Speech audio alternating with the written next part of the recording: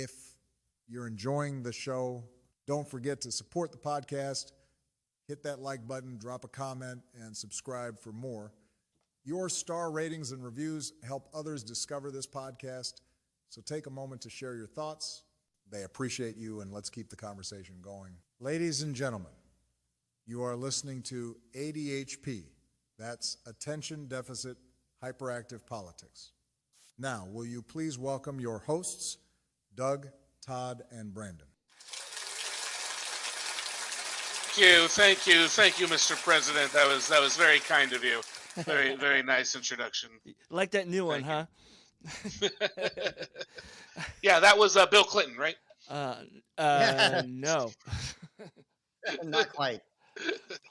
I'm thinking about like redoing that in other voices every couple of weeks to see if I can. No, I mean, it'd be fun to have a new one each week if you were up for that. Yeah. Just a matter of it's just a matter of having that website that did that is tryparrotai.com is the website I use to do that, and they only have so many voices that actually sound like those people. There's a bunch of people have made that don't sound anything like they're supposed to, so that was one of the better ones. All right, well, we are recording live on Sunday, January 11th, 2026. About a week and a half into the new year, and it's already worse than last year. Everything is already worse than last year. Well, how did this happen? How did this happen, guys? What the fuck? Somebody elected a retard in the office, and I can say that word because I was a special education student. We have a fascist in office, pretty much. Yeah. The fascism, yeah, it's here. It's here. Oh, yeah. And the sickest, stupidest, dumbest part about the whole thing is it showed up exactly like we were warned. It was. Exactly what we said. But people have been saying for years, and it still fucking just happened. We told you so. Everything. I just it did that means nothing at the end of the day. It doesn't. You know? It's being right is little solace when you're seeing the whole world just fall into fascism. Yeah. And we have absolutely slid into fascism. I mean, I said this since we started like locking kids in cages, but I feel like now we're at a where we just can't. And it sucks to say, but like the neoliberal, the centrist, commercial agenda, the not what was traditionally called a liberal. I think more of a neoliberal now, but like our only saving grace, the left, the Democrats in this case, they're so corporate now that all they do is want to return to the playing ground that pushed us to fascism in the first place. Yeah, they're part of the problem. Like the Democrats are not a left-wing party. The Democrats are a center-right party. They are not left-wing by any with a social democrat wing. There is a social democrat wing of the Democratic Party, but they're so underpowered, and I feel like they are just there to kind of lead people on. I guess we'll see how it goes. I think it's growing. I think with Zohran Mamdani and our own new mayor here in Washington with what's her name, Moss. I don't even. You're talking for Katie Wilson in Seattle? Yeah, Katie Wilson. That's it. Katie Wilson. That's it. We are seeing a growing push for at least local government officials to be more like socially democratic. Yeah, at the very least, progressive. We need people that identify as progressive from anywhere from progressive to democratic socialist. Like that's kind of the spectrum I'm looking for. The problem is that comes out of the mainstream Democratic Party, they really have made no actual movement on that front. Well, David Hogg tried. He was the he got himself elected vice chair of the DNC. And he was moving to spend money that he raised, so he had control of it, to primary Democrats in safe seats where we could get a more progressive candidate on the ballot instead of them. Basically, a progressive Tea Party, as it were. Yes. And so what did they do? They held an emergency vote and got him out of that position. Yes, because he wanted to change it. And now he's still doing stuff. He's running his own young leaders or leaders we can count on type of initiative. And you can donate to David Hogg. Just Google him, David Hogg, Hogg. I donate like $5 a month or something like that to him. Should we call him boss? Boss Hog. So if you don't know about him, he actually was one of the students at Parkland. Yes. And then he's become he started an anti-gun, a pro-gun law advocacy group, and he's been collecting donations on that front, and then he kind of shifted into political fundraising, and that's what he's doing now, like purely like for like raising money for candidates rather than issues. Okay. Yeah, I wasn't aware of who he was, clearly. Yeah, but yeah, if you have money to spare and you're listening to this, like, look at David Hogg. He's a good way to get money out to a lot of different progressive candidates that are looking to basically, primary some establishment Dems that are corporate owned. And that's our only way out of this, is because the corporations, because they are by law, susceptible to beholden to their stock owners. All they can do is ruin the world by continued expansion and profit seeking. Like, they can't control themselves because they exist only to make more money.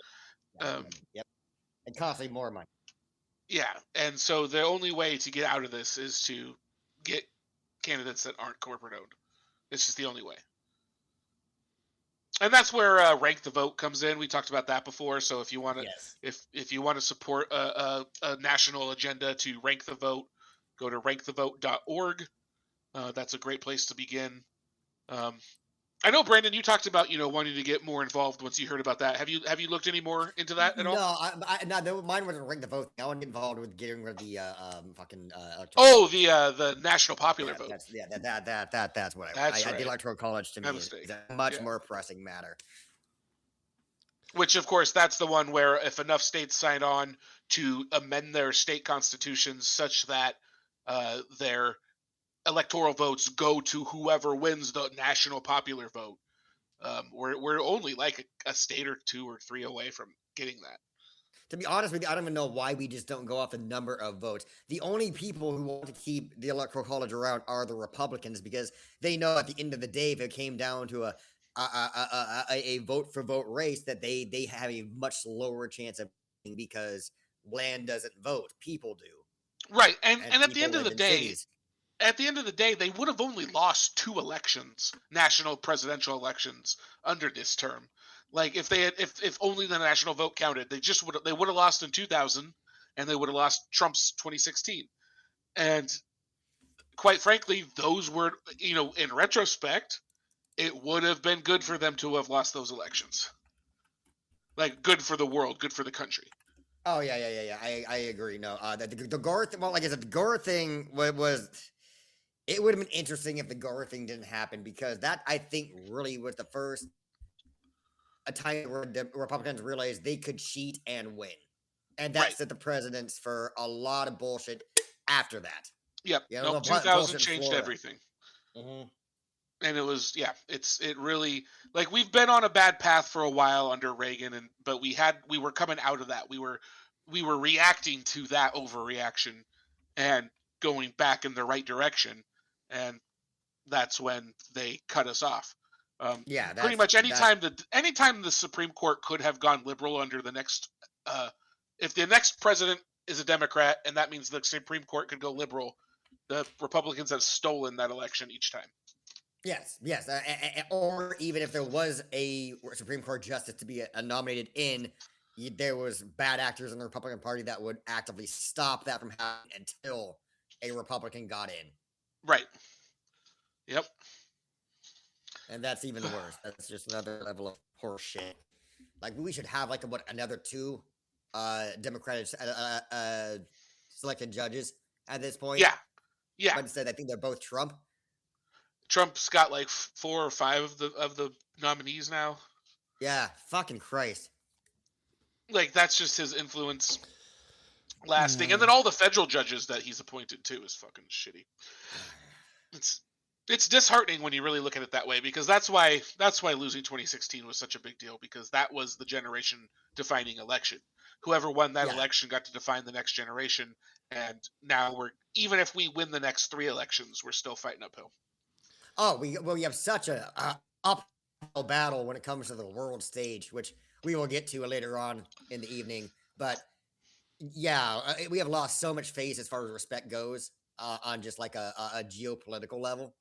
Oh yeah, Putin's agenda is succeeding to have Trump as in a Trump presidency causing America to be both divided at home and alienated from its allies abroad. Like that agenda is playing out Oh, the whole we're as talking about this later. as well as Putin could hope. We're talking about this later. The Greenland thing, I think, is completely that. I think it's all that. Oh yeah, That's about destroying NATO. Like Mhm. the whole reason for going into Greenland is yes, he can get businesses on board for the elements and resources that are up in Minerals Greenland. and all that, yeah, but more yeah, the no, it's reason he about really wants dissolving to do NATO. it is because it ends NATO if we do it. Yeah. Yeah. It effectively ends and NATO. Greenland has said that if you do this, it will end in NATO. And Trump has pretty much responded with, "I wouldn't care." He even tried Well, to say yeah, that, he's like when I heard that, I was like, don't say that. Like, don't let him know that that makes him want to do it more. yeah, his argument is like, "What would the NATO ever done anything for us?" 9/11. Yeah, we're the Iraq only War, ones to yeah. invoke it, actually. We're like, So- yeah, literally the only people to ever like use it when we got attacked by a terrorist. And how is he always wrong about everything and people still think he's right about anything? I know that's the thing. Is it's like they use the fact that he's actually wrong about everything, and so we are calling him as being wrong about everything. They use that as like a shield, where it's like you just say he's wrong about everything Because he is. because he says that it's is. factually incorrect. But I mean, and it's not just him though. It's all the conservative party.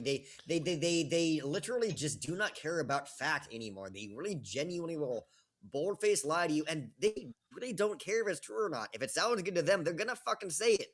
Well, this goes back to the truthiness, to Stephen Colbert's truthiness when he was doing the Colbert Report, and truthiness was dictionary's word of the year, or Webster's word of the year, whichever one, and. He was just basically talking about how like people weren't going by facts anymore; they were going by what felt right to them. Yeah, and it's just gotten worse from there. We have an entire political party now that's just built around what feels right, what they can sell. I hate this. I hate this country And sometimes.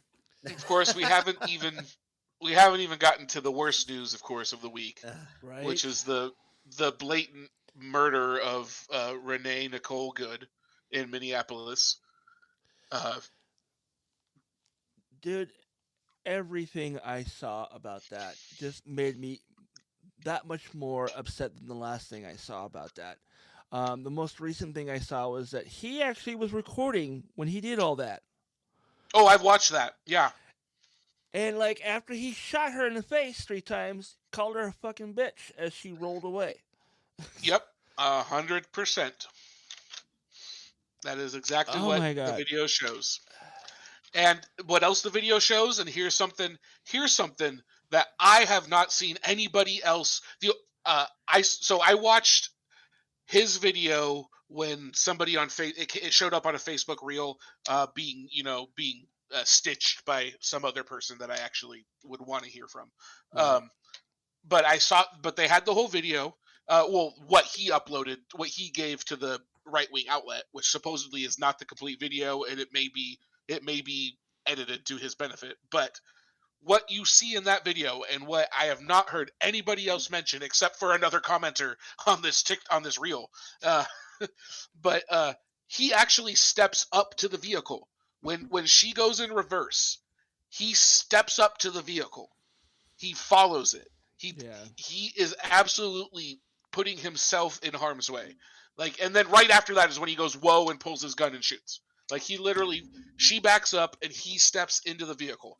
It's plain as day, and to me it throws out anything that like they thought that they were absolving themselves from by showing that video. It was murder. It was murder. And here's a weird part. I was talking to Todd about this before you got on the call. It's so weird to me that when this motherfucker released the video to the outlets, so many conservatives watched the exact same video and they came to the exact opposite conclusion. They were like, "Look, this proves that it was right to shoot her." And I'm like, "What are you looking at?" Well, I can see if you are wanting to find the justification. Like if you're wanting to find it and you look at that video the first time and you don't really look too hard, you can say, oh, okay, he got like, she kind of clipped his knee or something. Like she clipped his knee or something. So maybe that's enough of a justification. But she only, if she clipped any part of him, it's only because he steps up into her after she's backing up. Like she backs up and he goes with the car. Like it was 100% a maneuver, right? So they had one agent going for the door while he circled around the vehicle and got in front of it.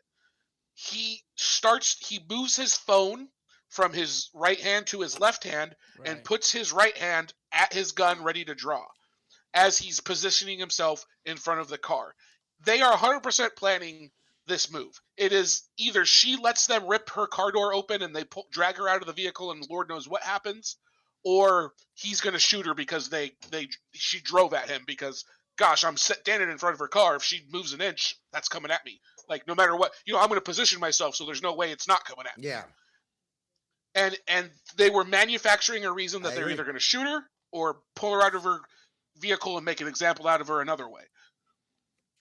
Here's the thing. Shocking enough, I watch a lot of those body cam videos on YouTube and all the time about how one thing is not supposed to ever is park or step in front of a car, like directly in front of it. That's why you don't see cops like do that, because for one, somebody's probably going to shoot you. For two, you're trapping someone, so all kinds of crazy can happen. But you're never supposed to put yourself in a spot in front of the car because you don't want to hit.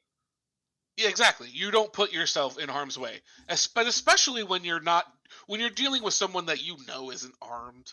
Like they're not that kind of a risk. You're just trying to teach them a lesson, right? Yeah. And so now you're going to stand in their car and stand in their path and put them in a position where now you get to shoot them is what you did.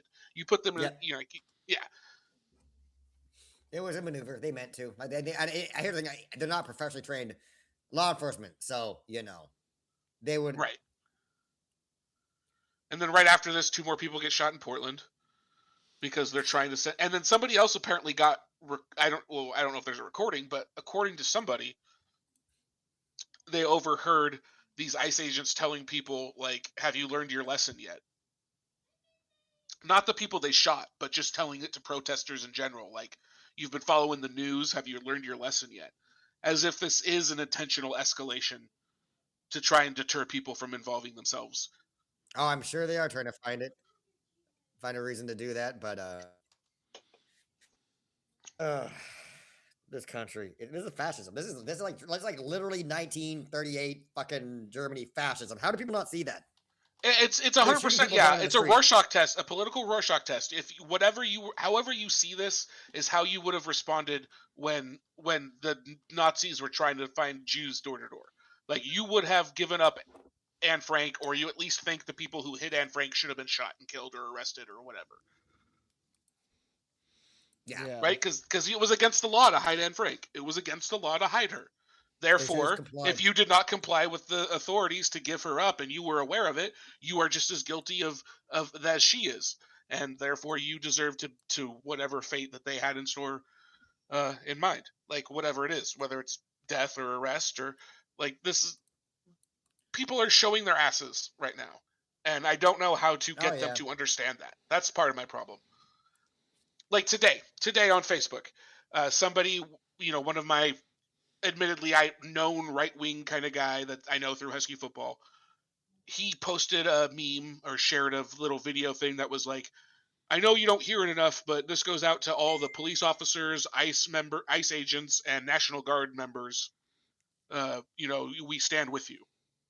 And somebody else had already commented the same thing, but I added on, like, ICE doesn't belong in that conversation. Like, come on, man, ICE doesn't belong in that conversation. And then another guy who I know is a right-wing guy from my football tailgate group, like, he chimes in just to be like, why? Why? Why doesn't ICE belong in that conversation? Like, how do I make you understand that you are demonstrating to me that you would have ratted out Anne Frank? Like, you are demonstrating to me that you are a Nazi sympathizer. Like, you would have adhered to the state's lockdown. Like, you are doing the wrong thing. How do I guess that's part of what I wanted this podcast about, is just because, obviously I can't convince people that are that far gone. So I needed an outlet. Well, no, because they voted for this. As much as we discussed us, they voted for this. They wanted this. God, my mouth is on fire. Oh my God, give me a second. I got some the Tabasco scorpion sauce the other day. Oh, It's very good, but fucking Christ. but no, you're right though, Brandon, because it's what they voted for. When Trump came down the golden escalator and immediately started talking about rapists and criminals from Mexico, like he was sending out the bat signal for racists. Like And he says crazier shit than that. They're eating the dogs, they're eating the cats, and now they're all against Somalians. Yeah. And now they're digging up old stories in order to harass Somalis in Minneapolis and just basically declaring war. Like, are we going to have a war in Minneapolis between the National Guard and ICE? Is that going to happen? I think anything. They're gonna get ICE is gonna get ran out of Minnie. I mean, I sure hope so because yeah. I've already seen can video. tell by- I saw a video today of some ICE soldiers, or whatever you want to call them, being run out of a neighborhood by a large group of black people. There you go. It was amazing to watch. Like, you're in the wrong use neighborhood. Use their racism against them. If it's a large crowd of white people, they stand there and shoot. If it's a large crowd of black people, they run. They were so saying fucking... shit like, "You're in the wrong neighborhood, little man." That was great.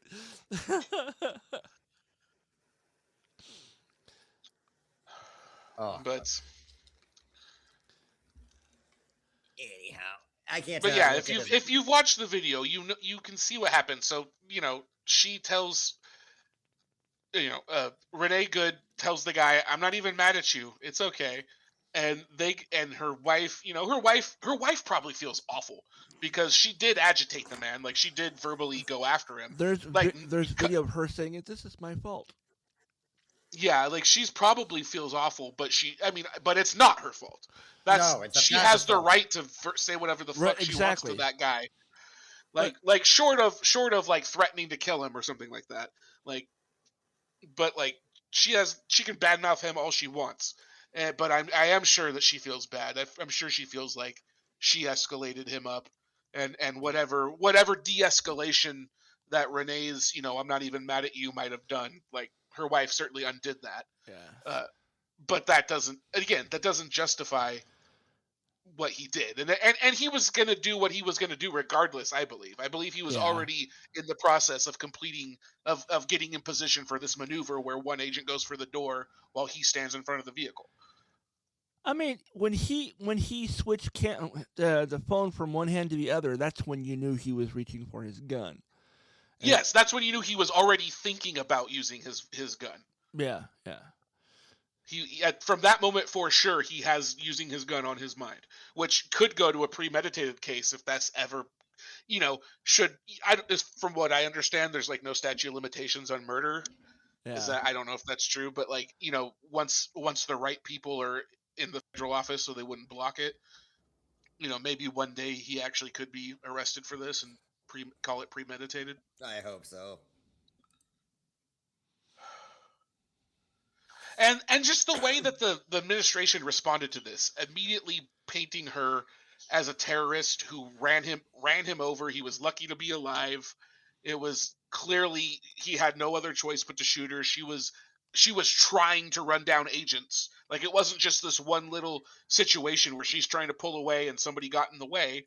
She was trying to run down agents. Like, that was what she was there to do. It's just so clearly what the bad guys do in any situation. Like, if they weren't the bad guys, they wouldn't have to come up with these instant narratives that place insurmountable blame with absolute certainty in these situations. In the aftermath of everything, they always have an immediate story that you need to believe. And they never act like somebody that's interested in the truth. They never act like they want the truth. Because they don't. Well, they out. And that's the thing where, like, that's what I want people to understand, that like, I'm sure these people I was talking about earlier that are on the right and I'm associated with on Facebook, like, I'm sure they're not listening, but if they are, That's what I want them to understand.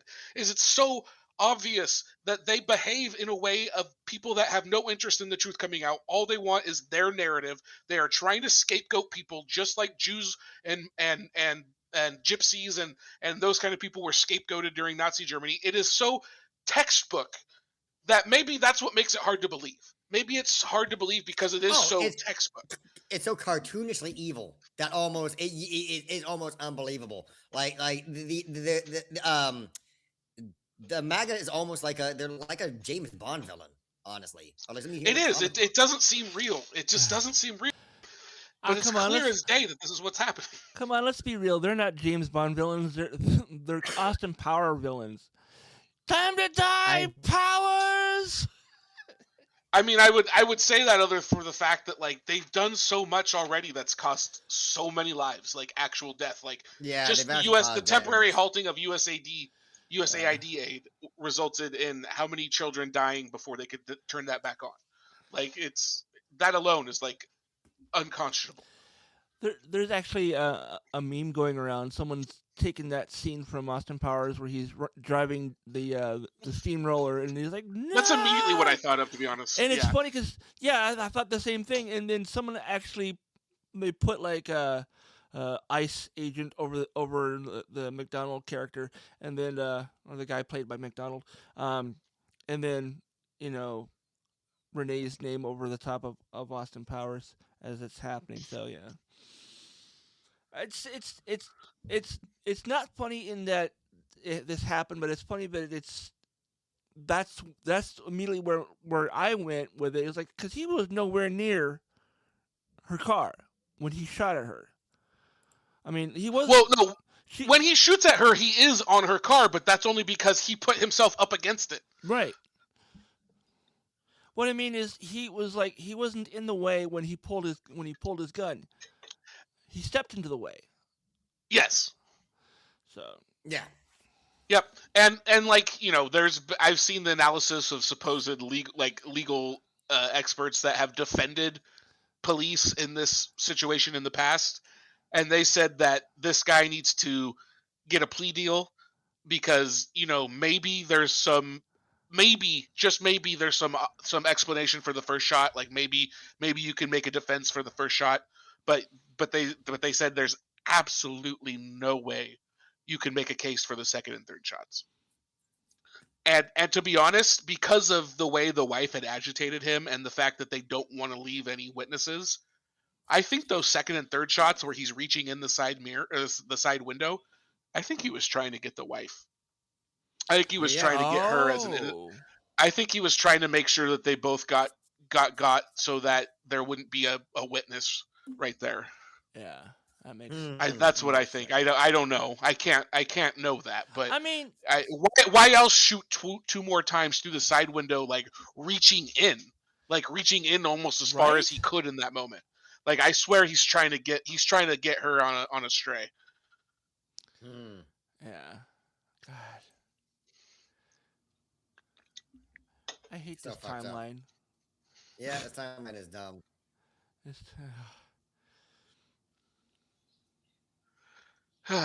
And we got more good news coming out of here. So Trump floats denaturalization. Oh yes. So do you want to talk about this one, Brandon? Basically, Trump is saying that he would be willing to denaturalize some United States citizens, quote unquote, in a heartbeat. He said he would do it in a heartbeat if they were dishonest. And he's specifically referencing Somali Americans here. Yes, and of course he is. But so basically, he's trying to say that he just wants to start denaturalizing Somali immigrants in a nutshell. I mean, he has a lot of ways of dancing around it, but that's pretty much what he's saying. And that's a terrible idea. Like, the president does not get to decide who and who is not a citizen. That's not one of his powers.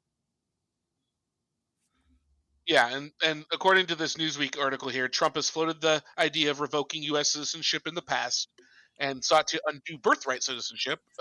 But in recent weeks, he has focused on the Somali Americans this is against the backdrop of investigations into alleged fraud in the state run by Tim Walz, who has long asked for more resources to tackle the issue. The White House is focused on Somalis as the core alleged perpetrators. Trump said that if it was found that the people should have their citizenship revoked, he would want to see that happen. Now, how do you determine that they should have it revoked? I don't know. Yeah. That's how Trump eases his way into these things. Like, well, if it's determined that it should happen, then sure, it should happen. Right. Oh, yeah, that's right. He dealt with threatening to take away Rosie O'Donnell's passport. Yeah. I forgot about that. Yeah. So, Huh? in mid-December, New York Times showed that the United States Citizenship and Immigration Services field offices had been asked to provide the Justice Department with 100 to 200 denaturalization cases per month during 2026 fiscal year. So they're gonna at least look at it. That's, And again, it goes to the overarching narrative. Excuse me, I got a cough here. But it goes to the overarching narrative that this is the Trump administration. One of their primary goals is just to whiten up America. Oh yeah. Yep. It's saying right here that they want 1 to 200 cases per month when the last 8 years have been 120 total. So they're going to massively step that up.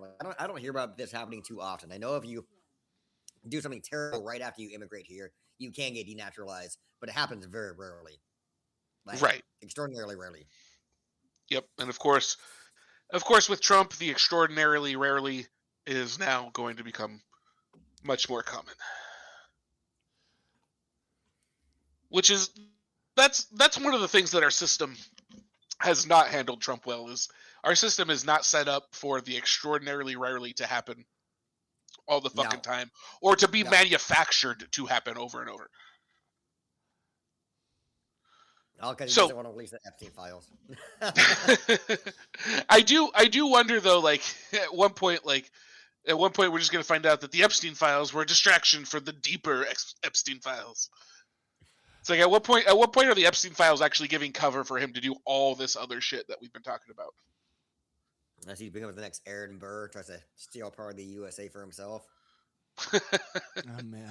Yeah, that's Florida's gonna Mar-a-Lago is gonna become like the Vatican, but Trump's own control.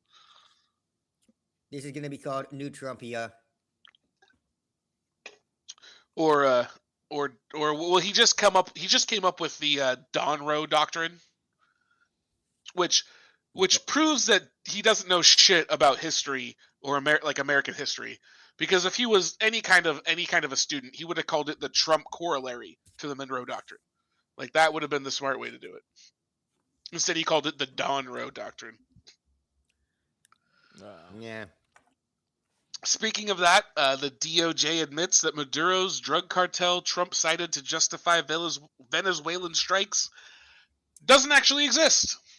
What a shocker! He lied about something else. What? Yeah, this is coming from CLive.com. Do you know what this is for? Is this no. SI Live? I think it is. Okay, well, it requires a subscription, which I don't have. Oh, but I can see it. So you wanna tell us a little bit more about this, Brandon? Yeah, saying that the Daily Mail had said that Trump said that Maduro was the head of Venezuelan organization called Cartel de los Soles, and was made initially by Trump in a DOJ grand jury indictment against Maduro in about 2020. Says later on that a lot of American experts have countered that this does not is a just a gang slang phrase coined in the 90s by Venezuelan media to describe officials who accept money from narcos as bribes. So it's not an actual real group; it's like a media term. Cartel just de los Soles.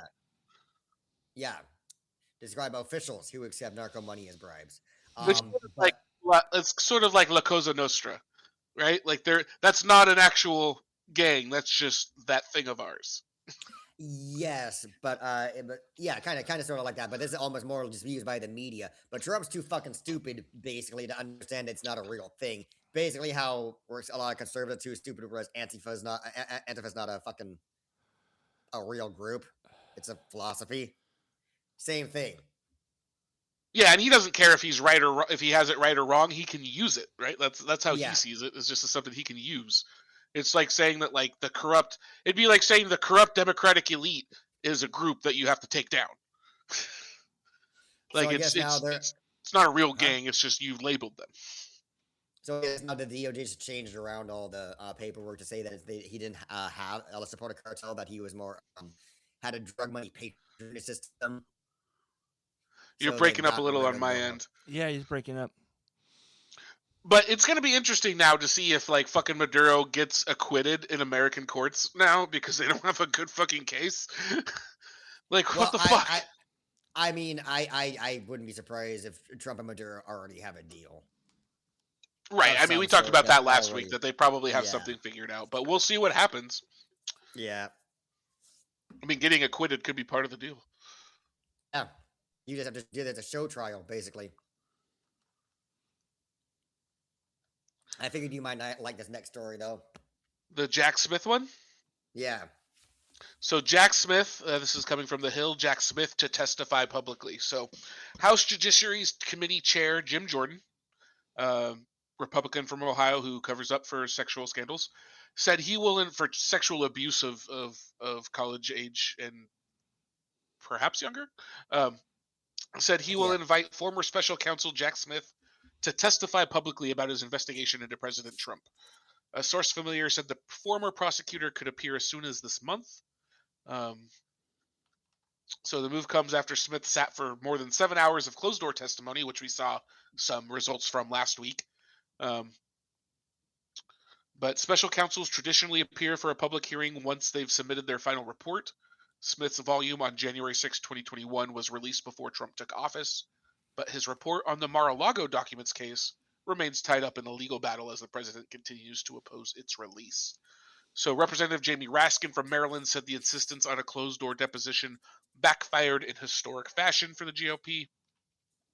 Smith's testimony confirmed that his office had a rock-solid case based on irrefutable evidence that Trump engaged in a criminal scheme to overturn the 2020 election and willfully retained highly classified documents after leaving office. Excuse me. Ooh, that Arizona iced tea is burping back.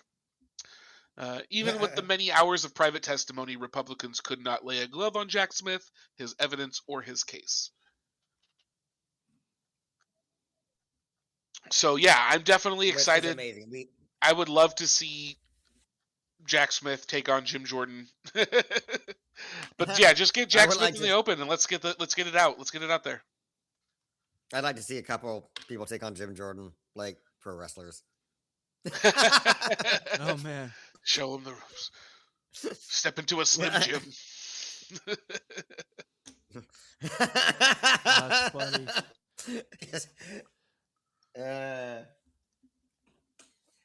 So yeah, it's gonna be great. I do hope that I mean, here's the thing. I don't think anything's actually gonna happen, but it will commission out there in the open.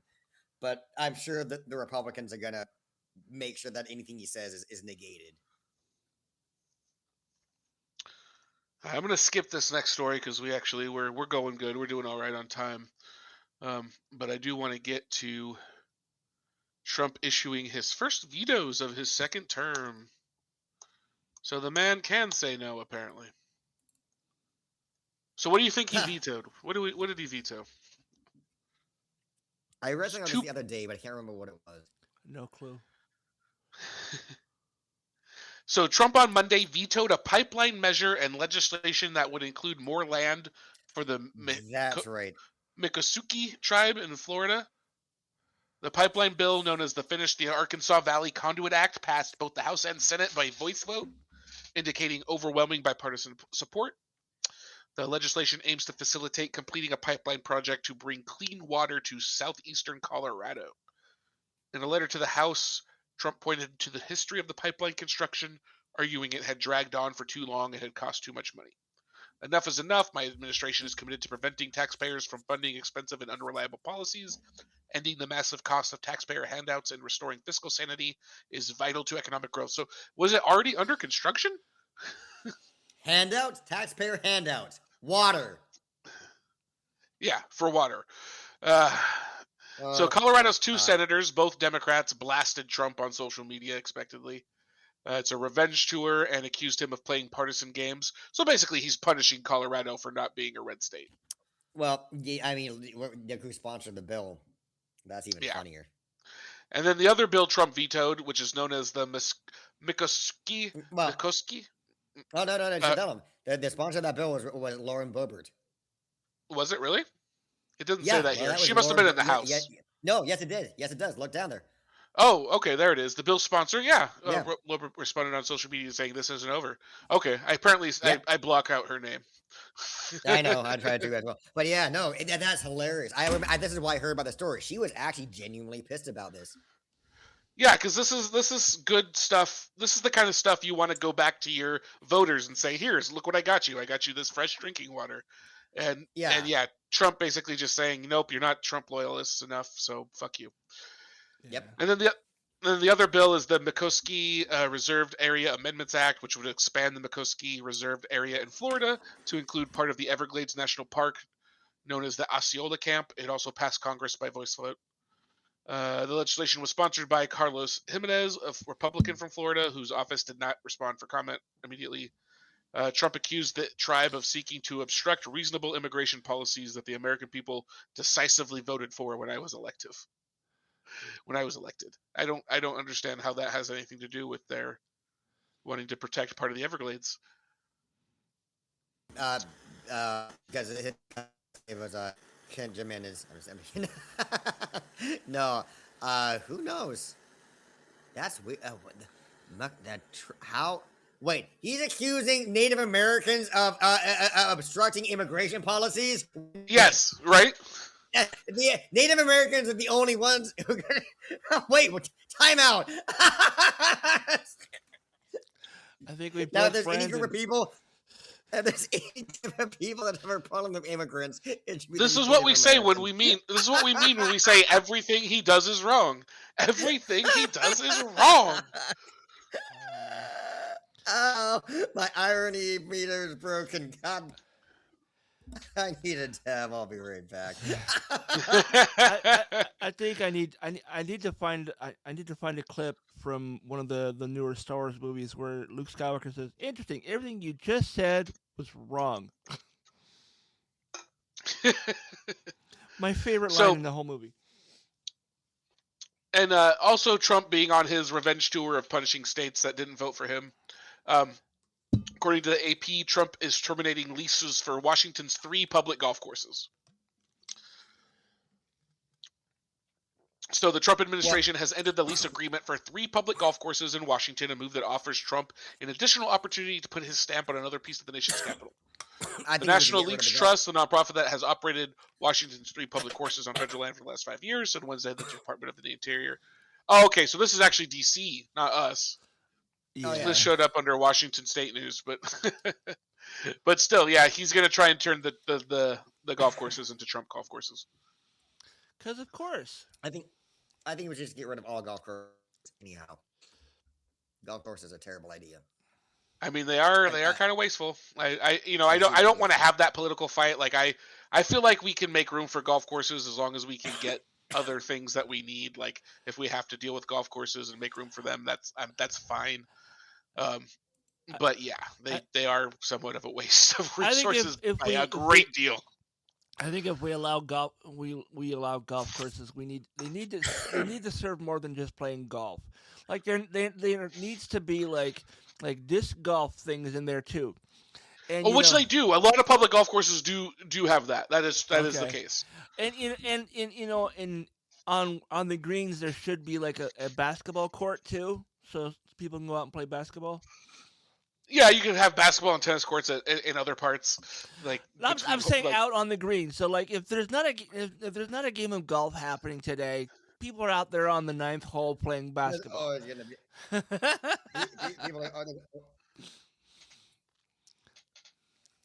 And now the last bit of news here before we move on. We brought you Iraq War II Venezuelan Boogaloo last week. Now we're gonna have part 3. They're apparently filming part 3 along with the sequel. So they're gonna we're gonna have Iraq War 3 Greenland That's The coming search up for real more quick. money. Yes, the search for the search for Uh, Trump's.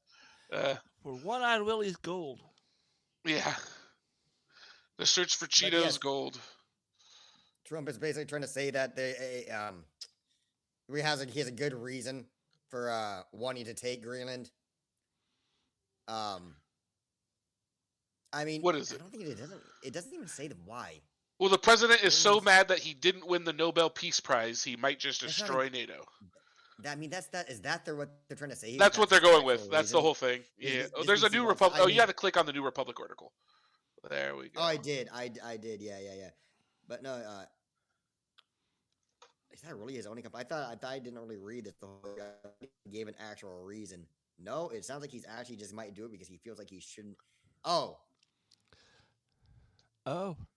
Hey guys, oh, we got okay. a That's we basically. got a message from Stephen Ward. He says Trump wants more golf courses so he can add to the 100 plus million that the taxpayers we already spent to allow Trump to golf on his second presidency. True. Yep. True. Yeah, basically he says that he ended eight wars and that there's no NATO without the United States and without us and that we should be able to do. I basically saying that we should be able to take it because we are NATO. Sounds like. I mean, it's one of his little true social posts, so it's kind of hard to follow his rant. But Yeah. it does sound like he's just saying that because we are NATO. Oh God, it's another one of I am the Senate situations. But this article is basically just getting at what we talked about earlier, that if he wants to end NATO, invading Greenland is one of the ways to do it. And so yeah, they're like, would he invade Greenland just to end NATO? Not just to do it, not just for that reason, but that's one of the reasons he would do it. Yes. I think we've already come to that Talked about it. conclusion. Yeah. Most guys just Papa Putin told him to, but there's other reasons as well. That's right. All right, well, we got a couple of sad celebrity deaths to get to before we go to What's Geek this week, but you want to tell us about those, Todd? Yeah, I heard about TK just a few days ago actually, and if you're not familiar who he is, he was in a lot of stuff back in the '90s and early 2000s, but I primarily remember him from being the teacher at the orphanage for Punky Brewster. But he did a bunch of stuff in the '90s. He was in like a lot of the sitcoms that had black families or a black cast. But he was also a comedian too. T.K. Carter. He passed away at 69 years old. Too young, but yeah, I definitely recognize him. I remember watching Punky Brewster on occasion as a kid, but I couldn't tell you much about it. And the other one is, I'm not a huge Dead person. I as far as the band Grateful Dead. You're not a huge Dead person, Todd? Shut up. It was that was a band that I was aware of because I had older siblings that liked them. Or I think Grateful Dead. Okay. Yeah, the Grateful Dead. Yeah. Bob Weir and Jerry Garcia were like the two main guys in the band. Bob, I guess, was one of the guitar players and backup singer, and Jerry was the lead singer and I think rhythm guitarist. And honestly, I probably would only recognize maybe one or two songs of theirs, but he was a significant part of our musical history here in the States. And their band was massive to the point where people would follow them all across the country. Like hippies would follow this band all over the fucking place. See them. They're a huge cult success. Yes, Yeah. they didn't make it very big mainstream wise, but they're extremely influential in the acid rock kind of scene. Yeah, and Acid yeah, rock. certainly they had their people. They're sort of like a smaller, sort of like the way Jimmy Buffett had it, but they were a little bit smaller than his fan base, I think. I don't know. I think it might be similar. They were similar. I think the Deadheads, as the fans are called, they're everywhere. I mean, you could go pretty much anywhere and just say raise your hand, who likes the Grateful Dead, and then a bunch of people will raise their hands. But that's true. Essentially, that band is the one that started the whole like following this band around to see them at all the shows. They did it way before Fish did it. Fish also had fans that followed them everywhere they went. Right, too. very similar vibe. Yeah. Yeah. But they were, and Culture-wise. Fish was actually very similar in the style of music they played too, and they were also very much like hippie lifestyle, Psychedelics and, yeah. and marijuana and all that shit. Yeah. But so I just wanted to mention, these two have passed. If you're not familiar with either one of them, Google them, and I'm sure there's plenty of sitcoms and stuff from the 90s and early 2000s that TK was a part of that you probably like. And I'm pretty sure if you listen to any of the Grateful Dead's music, you'll probably find at least one song that you go, okay, that's a cool song. I like that. So that was TK Carter, the actor, and Bob Weir of the Grateful Dead. Of the Grateful Dead, yes. So, all right. What's next? Go to the Geek. Oh, we're going to do the Geek stuff next. Yay. All right, here we go. Welcome to What's Geek this week. Your go-to for the coolest in pop culture tech and nerdy news. Let's dive in. All right, so I didn't really spend a lot of time finding stories for this. So I just grabbed a bunch before we started recording. So if it seems like these are kind of thrown in, because they were. First things I want to talk about is the latest trailer for Avengers Doomsday, which is not due to come out until next December, mind you. We get the teaser that includes Sir Patrick Stewart and James Marsden. If you're not familiar, that's Professor Xavier in Cyclops from the original X-Men movie from 1999. And in the trailer, you hear a voiceover from Sir Patrick Stewart, basically, quotes from previous movies, as well as, oh, God, of course, I'm drawing a blank on names. And the actor who plays Magneto as well. And, Ian McKellen, there we go. Sir Ian McKellen and Sir Patrick Stewart reprise their roles as Magneto and Xavier. And Marsden is back as Cyclops. You hear the voiceover. You see the two elderly mutants talking to each other, and then you see a scene where Cyclops pulls off his visor and just full on opens his eyes, and a huge laser blast comes out. That's all you see in the trailer.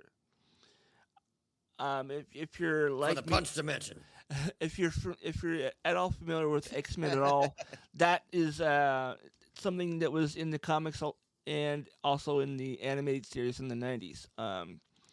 So I'm more excited to see this movie now because I know that we definitely are getting the X-Men in it than I was before, and I was pretty excited to see it before. Well, we did know we were getting the X-Men since they did that chair trailer teaser. Yeah, but we didn't really know exactly who's all going to be there. So yeah. But yeah, the X-Men are that's my entry into Marvel. Like, I only really care about Marvel because of the X-Men. Yeah, same. Yeah. The X-Men cartoon from the 90s is what introduced me to a lot of those characters. And actually, I was a huge fan of Spider-Man before that, but that's because we had the Spider-Man and his Amazing Friends back in the 80s. And, all that. Let's see here. And it looks like fans of the Indiana Jones video game, The Great Circle, might be in for some bad news.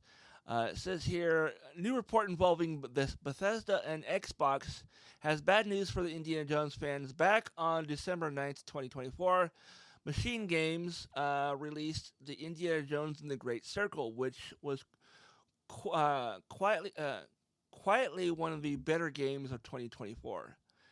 I mean, this is a pretty amazing game. It actually, I think the game is actually better than the most recent of the Indiana Jones movies. It has everything you like in Indiana Jones as far as the storytelling and just everything that happens in those movies. As a matter of fact, the opening of the game is the opening of the original movie, Raiders of the Lost Ark. And it's like shot for shot recreated in this game. Looks awesome. But it looks like they might be done with any new stuff for that game because it looks like Uh, Wolfenstein 3 is going to be a thing, and it sounds like this developer doesn't really do multiple games at once. So they may be shifting gears from like doing new content for the Great Circle and starting on this new Wolfenstein game. It says here, I according love to the Wolfenstein games. oh, I love them too. I mean, the original one, Wolfenstein 3D, was the original first-person shooter. That was what started that genre. I Um, know. a lot of people don't though, so that's why I said that. But yeah, it's yeah, it looks like that's it says so. It says here, this is bad news for InGen's fans and the Great Circle because Machine Games is not a two-game studio, at least not traditionally. So unless something has changed, a sequel is not actively in the works, and this won't change anytime soon. So, I don't know, I'm stuck on that game anyhow, so playing a new game wouldn't be a bad idea. So, that game is so hard. It's a lot of fun, though. All right, so next story here from comicbook.com. It says here James Gunn's Batman reboot is right to copy Zack Snyder's most controversial choice. Very little is known about the status of Batman in the DCU, but James Gunn's upcoming reboot is right to copy Zack Snyder's most controversial Batman choice. Batman is one of DC's most iconic characters, which is why it is surprising that he has had very little presence in the DCU. Batman had a brief cameo in Creature Commandos, but the Brave and the Bold is still several years out. There is no telling when we will see new Batman in live action. Did you guys watch the Creature Commandos at all? No, not myself. No. It's actually a pretty good show. And yeah, there's like one scene where you see him in the shadow, in like the skylight. They show an image on this article of what you see of Batman, and that's all you see. You don't hear him talk. He does nothing. It's just him standing there, and his cape is kind of flapping in the wind. Says having an older Batman in the DCU is risky. It is one of the most controversial decisions that Zack Snyder's DCEU made. Ben Affleck was in his 40s when he appeared in Batman v Superman: Dawn of Justice, making him older than most of the other live-action Batmans in their first appearances. Jason Todd was already dead when Bruce first appeared, meaning the DCEU's Batman had already lived through some of the character's most significant stories. It says here, while some fans may not see it as the best move, having an older Batman is the best fit for the DCU as far has been so far. Outside of Superman, most of the DCU's characters have already existed in this world for a while. Characters like Guy Gardner, Hawkgirl, Mr. Terrific, Peacemaker, and more simply exist rather than being introduced via origin stories. Superman is one exception to the rule so far, with him being completely comparatively early in his superhero career. I don't know. I'm cool with him being an older Batman because then you get to see like the angry, like the really fucking pissed off Batman. I would love to see him use like Ben Affleck in the cameo if you want to. I would be good with Ben Affleck coming back as the Bat. I liked his version of Batman. I really did. He's only second to maybe Michael Keaton, and I know a lot of people like Bale. I don't. So that being said, let's go ahead and move on to the next story. It looks like Blade is finally MCU's Blade is looks like it's like not going forward. According to this, it says back in 2019, basking in the afterglow of Avengers Endgame record-breaking box office performance, Marvel Studios announced an to an excited Hall H crowd that Blade reboot was in development. Oscar-winning actor, how do you say his name again? Mahershala. Or Maher- yeah, what Doug said. Ali. Was revealed to be the star, immediately establishing Blade as one of Marvel's most exciting upcoming projects. Unfortunately, all these years later, fans are still waiting for Blade to come to fruition. The film has cycled through multiple directors and writers as Marvel attempts to crack the story. Although Kevin Feige remains hopeful Blade will one day will see green light. But it's been so long since any positive movement that most fans are convinced that the movie is canceled. At least the rumors suggest that's the case. But there's still hope for optimism. Honestly, I think what's happened here is because of reintroducing. We were talking about him earlier.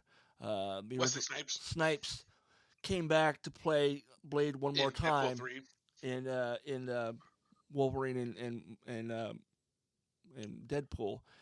That maybe that's shaking things up a little bit, and that Ali might be out, and then he will be back as Blade.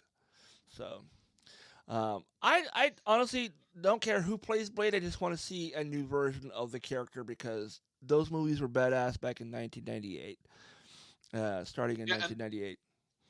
And the article goes on to say that, according to Jeff Snyder, who I used to watch in the movie Trivia Schmodown, he's hearing that Blade is dead and it's going to be a Midnight Suns movie. So Blade will not be introduced in a solo movie, but he will be introduced in Midnight Suns. Now that's just a rumor. Oh. But that's what he's saying. I'm not familiar with Midnight Suns. Is that like another like vampire story? It is a group of heroes. Yeah, it includes Moon Knight and Blade.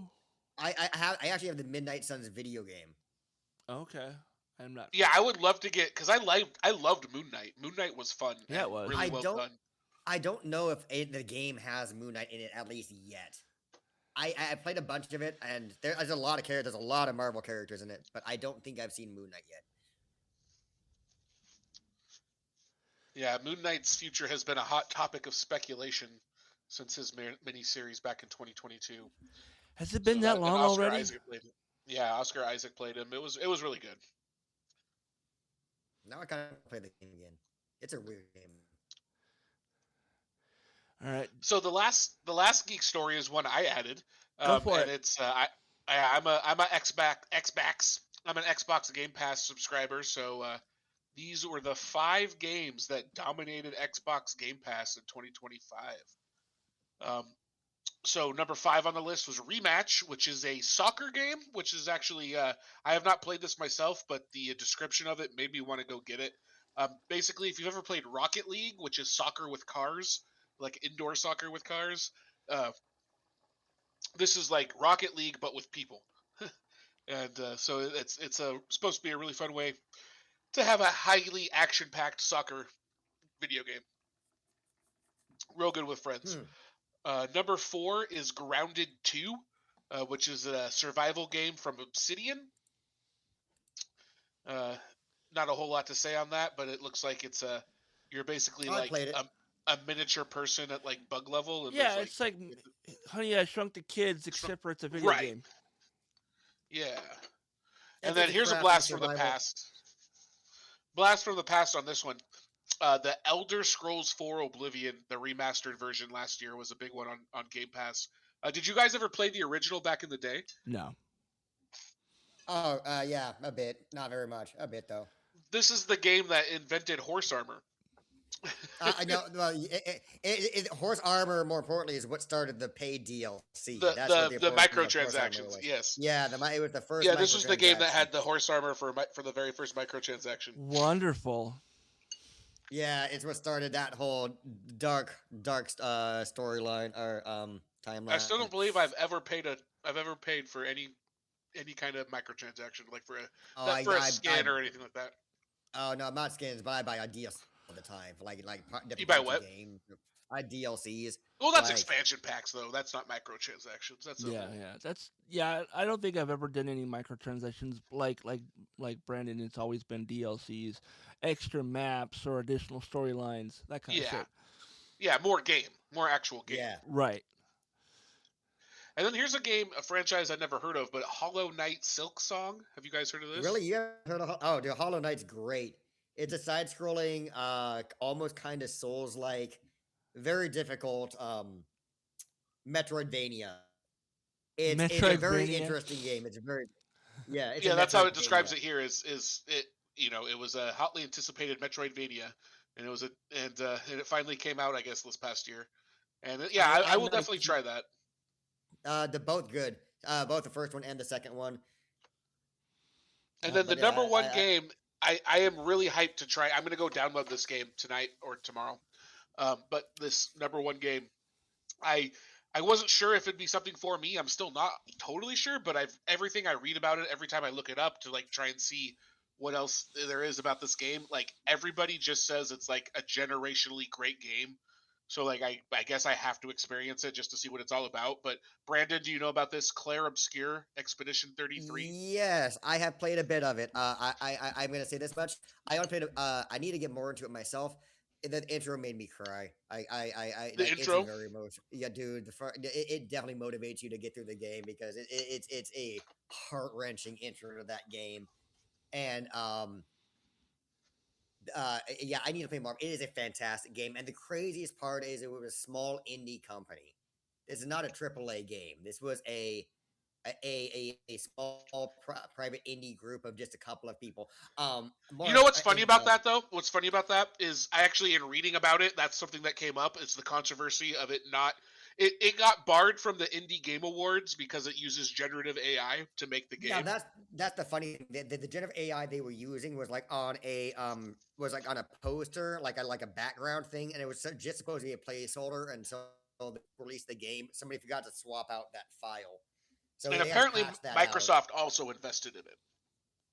Oh yeah. So it's not purely indie. And basically it is a turn-based RPG with the reactive system to it. So pressing a button at the right time will like make your combo keep going or enhance the damage or like reduce damage while taking an attack. Yeah, it said like you could parry and stuff with timing and yeah. It's very difficult. I remember that. I remember getting into it. I was like, this is a much more difficult game than I was expecting it to be as far as the timing goes.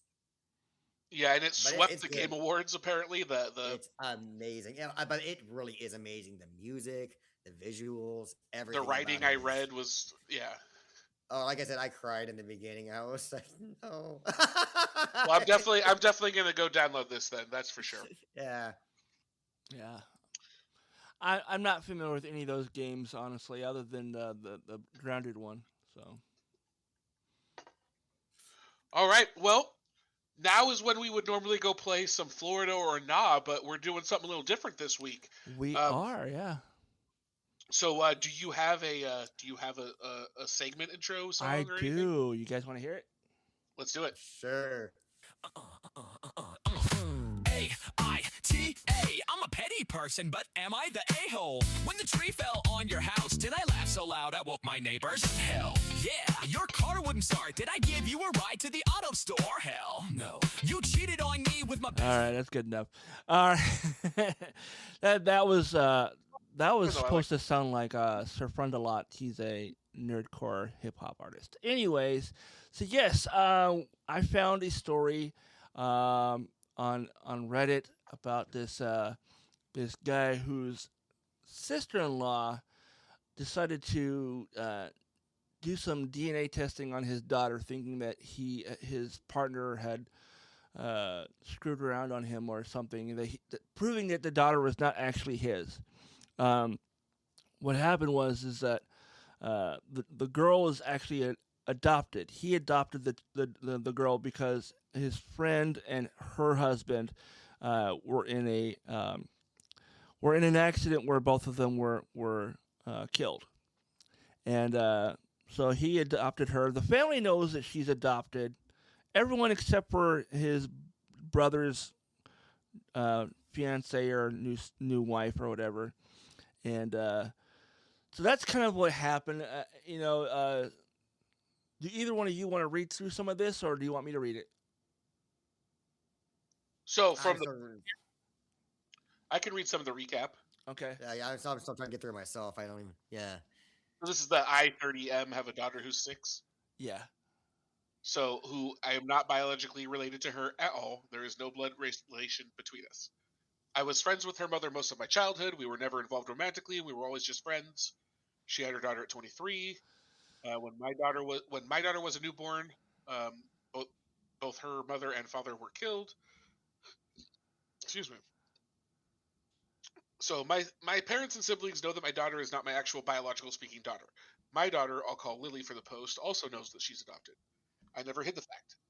Lily does not look like me. My brother has been with his fiance for about 2 years now. A few weeks ago, we were all meeting up at my parents' house, and my sister-in-law saw an old picture of me, my friend, and her husband. She pointed to my friend and asked who she was, and I explained that was Lily's mother. Sister-in-law got quiet and stood in front of the picture for a while. I didn't think much of it. To clarify, she knows my friend died, but I guess didn't know that she had been married, or that Lily is not my bio daughter. I suppose she assumed my daughter was mine and my friend's biological daughter. My sister-in-law got the DNA test done on my daughter behind my back. She used my brother's DNA for the test, and when it came back that they weren't related, she knew that meant me and Lily weren't related. She came up to me with the results and waved them in my face, saying that I was taking care of a dead woman's affair baby. She said to me in front of my daughter. I just stared at her for a while before bursting out laughing.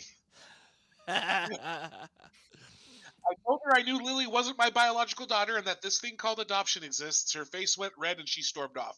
My brother is mad I embarrassed his fiance, but I said she embarrassed herself by DNA testing a kid that isn't hers and then parading the results up to me. What did she want me to do? What was her goal with this? Did she want me to break down and abandon my daughter? My brother said she thought she was doing the right thing and called me an asshole. I don't feel like the asshole. Am I the asshole? First of all, I'm not even sure this is like who the fuck takes a DNA test out on somebody else and their kid. Like, Okay, yeah, that's weird. That's such a fucking strange thing to do. I know, like ultimate Karen behavior. Like, I'm Right? gonna manage your. I You're don't not think the asshole. She's an asshole. Yeah, like, no, holy shit. absolutely NDA or not the NTA, not the asshole. And the first time I heard this story was actually on somebody else's social media where they read these things out, and I was like, I had to find this story and read it myself. And yeah, it's. I don't think this is made up. I don't think this is something that someone spent all this time writing all this shit out for it to be like fake or whatever. But I do think that there are absolutely people out there who get like nosy in when they think they've got a gotcha and they want to prove a point or something. And yeah, I'm surprised she didn't come and say something beforehand, like, "Hey, so what's the deal?" But yeah, I think I don't know. He is definitely not the asshole for laughing at his sister-in-law. No, This story what gets level? better? Huh? What's that? This story keeps getting better if you keep going. Yeah. The update from August 31st, 2024 says TLDR spoiler. My brother thought I had been having an affair with Lily's mom and thought I was Lily's bio dad. He tricked sister-in-law into believing that I was in a relationship with Lily's mom and Lily's bio dad and was Lily's bio dad. Sister-in-law then saw the picture of Lily's mom and her husband and assumed Lily was an affair child between the two of them, and was being led to believe that I was Lily's bio dad. Yeah, so it says the sister-in-law ends up coming back to the house and apologizing and telling the full story. His brother put her up to it. Oh, yeah, there you go.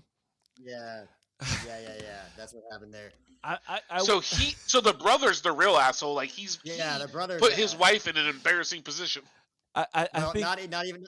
If you keep going, not anymore. She dumped him because good. Yeah. the whole situation, and then he got shit-faced drunk on dude's lawn, who was yelling at the girl, and then got arrested. So, Oh, man. All's well that ends well. Oh man, this is so much better than the Florida or not bits. Oh Oh, man. This is a hell of a this is a pretty epic story here, man. Just kind I know, of it does make me wonder if this is just like a wannabe novelist's writing exercise. Oh my but- God, there's a second update. No, there's Yeah, that's that's the one he was just giving him. That's Okay. what he was just giving. I just said that she Where the sister-in-law is now ex-sister-in-law. Oh shit. Yeah, she dumped his ass for all this probably. I mean, that's a big fucking manipulative thing to do. I wouldn't blame her. Oh my God. Okay, well that's a pretty good story, but I got an even better story, All right. which I haven't read. I haven't actually read the story yet. I'm just judging by the headline. Okay. Okay. Am I the asshole for wanting my husband to hide his farts? This is this is one we need to take calls on. This is one we should be taking calls on. You know what? I if people want to jump in on this, they can over on Twitch, twitch.tv/ Or leave your comments on the YouTube, or chime in on the YouTube. in the chat. Go ahead and leave your comments in the chat, and I'll keep an eye on the chat. Yeah, but if you're listening to this later on, just watch it on YouTube, and you can put your answer to this in the YouTube comments if you're listening to this later. But yeah, it says I-34F. Yeah, go ahead. I'm gonna say not the asshole on this one. No. Well, I haven't. Let me read it. So I-34F am happily married to my husband 38M. We are having a little tiff about his gas, and he said I could post here. I tend to go to bed. How polite is she, by the way? That's cute. I tend to go to bed before my husband does. He arrives as I'm drifting off to sleep every night. Did my wife write this? He consistently nightly proceeds to unleash the loudest, smelliest farts possible. Multiple. Do you do that to your wife? Zero effort to restrain them. Absolutely nauseating in odor. I usually have to get out of bed because the smell is so gross. Okay, no, she doesn't. This can't be my wife because she doesn't. Nothing actually wakes her up. She will sit in the bed and smell it.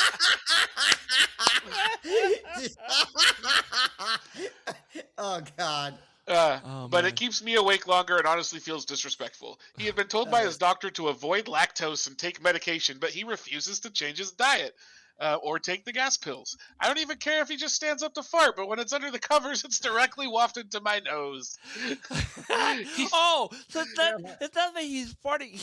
He's Dutch ovening her because she's under the blankets. You can't Dutch oven your partner, man. Come on. Keep in mind, this man does not fart in public or before we got married. Yeah, he never farted before you guys got married. Never. That was yeah, he just never farted.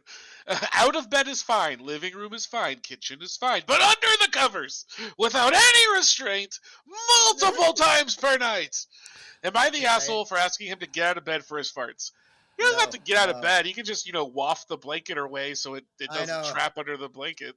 Just pop your butt out like a little. Yeah, that's what I do. Yeah. Cork it. Yeah. He puts like a breathe right strip between his butt cheeks. I mean, just take the goddamn lactose pills. That's my idea on that. That's why. Yeah, there you go. Just take your gas, your Beano. Honestly, dude, go to Costco, get the Kirkland brand lactate pills. It's like $13 for a box, and that box lasts for like 8 months.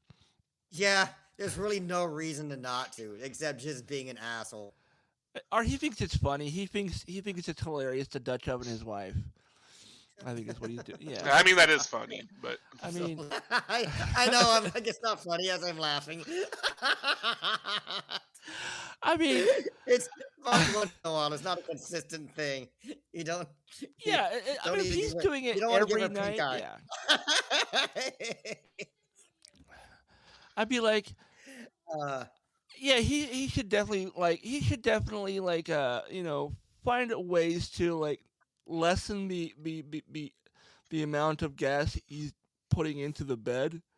2 or 3 of those lactate pills will help with the gas. Absolutely. Yeah, or just let a few fly before you get into bed. Or crop dust the living room before you go to bed. Or just take go do a couple of sit-ups and work a few out. Go walk through the kids' room, let one go, and then go back to bed.